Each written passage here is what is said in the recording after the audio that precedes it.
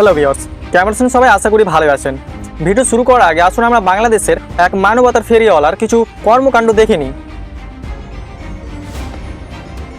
তো আমরা এখন এই যে লাইফ জ্যাকেট পরে নিয়েছি। লাইফ জ্যাকেট পরে নিলাম কারণ হচ্ছে যদি একবার ফসকে পড়ে যায় নৌকাতে তাহলে একবারে জীবন লালে লাল। আর এই যে আমার ঘরে জলপদ্ম বোটে যারা স্টাফ ছিল সবাই আমাকে প্রচুর হেল্প করছে নৌকাতে নামানোর জন্য। তো ভিউয়ার্স, আপনারা হয়তো এই ব্যক্তিটিকে সবাই চিনেন। এনার নাম হচ্ছে মিরাজ আফ্রিদি।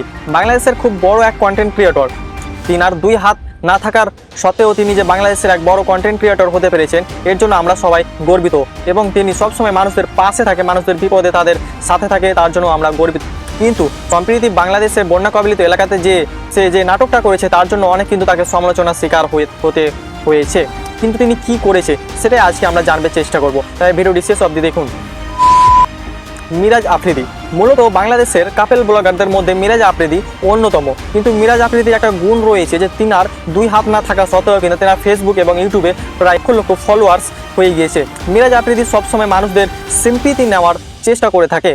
সম্প্রতি বাংলাদেশের বন্যায় কবলিত এলাকাতে গিয়ে তিনি দান করার এবং সাহায্য করার ভিডিও তিনি সোশ্যাল মিডিয়াতে প্রকাশ করেছিলেন। কিন্তু সেখানে দেখা যাচ্ছে যে যেখানে মানুষকে সবাই সাহায্য করার জন্য যাচ্ছে, সেখানে তাকেই সাহায্য করার জন্য 3 থেকে 4 জন ব্যক্তিকে রাখতে হচ্ছে। এখানে সবাই প্রশ্ন করছে মূলত তিনি কী কারণে বন্যা কবলিত এলাকাগুলোতে তিনি গিয়েছিলেন।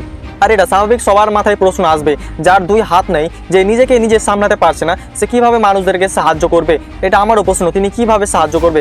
দেখতে পাচ্ছেন ভিডিওতে তিনাকে নিয়েই 2-3 জন কিন্তু সবসময় ব্যস্ত রয়েছে, তিনাকে বোর্ডে নামাতে, বোর্ড থেকে উঠাতে, আবার কিভাবে মানুষদেরকে সাহায্য করবে। মূলত বাংলাদেশে যখনই বন্যা শুরু হয়, বাংলাদেশের কিছু কন্টেন্ট ক্রিয়েটর তাদের নিজের ব্যবসা শুরু করে দেয়। তাদের মধ্যে অন্যতম হচ্ছে এই মিরাজ আফ্রিদি। মিরাজ আফ্রিদিকে আমরা এর আগেও দেখেছি ভণ্ডামো করতে। সে নিজের ইউটিউব চ্যানেলটিকে বিক্রি করে দিয়ে তিনি প্রমাণ করতে চেয়েছিল যে তিনার ইউটিউব চ্যানেলটি হ্যাক হয়ে গেছে। তখন কিন্তু তিনি অনেক সমালোচনার শিকার হয়েছিলেন। তারপরে তিনি স্বীকার করেছিলেন যে হ্যাঁ, আমি নিজেই ইউটিউব চ্যানেলটিকে বিক্রি করেছি। এখানে বোঝা যাচ্ছে যে মিরাজ আফ্রিদি সবসময় নিজের ফায়দার জন্য যে কোনো পরিস্থিতিকে কাজে লাগাতে চায়।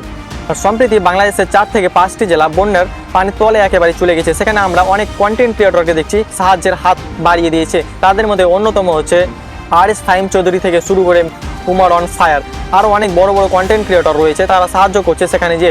কিন্তু যখন এই মিরাজ আফ্রিদি সাহায্য করার জন্য গিয়েছিল তখন কিন্তু তাকে অনেক সমালোচনার শিকার হতে হয়েছিল। কারণ সে সাহায্য করার নামে যে ভণ্ডামো শুরু করেছিল সেটা কিন্তু জনগণ বুঝে গিয়েছিল। কারণ সে সাহায্য করছিল না, সেখানে যে শুধুমাত্র লাইভে আসতো আর মানুষের সিম্প্যাথি নেওয়ার চেষ্টা করতো। তো আজকের ভিডিওটি আমার এই অবধি ছিল। পরবর্তী ভিডিওটি দেখার জন্য অবশ্যই চ্যানেলটিকে সাবস্ক্রাইব করবেন এবং পাশে থাকা বেল আইকনটি অবশ্যই দেবে রাখবেন। তো আজকের মতন এখানেই, ভালো থাকুন, সুস্থ থাকুন।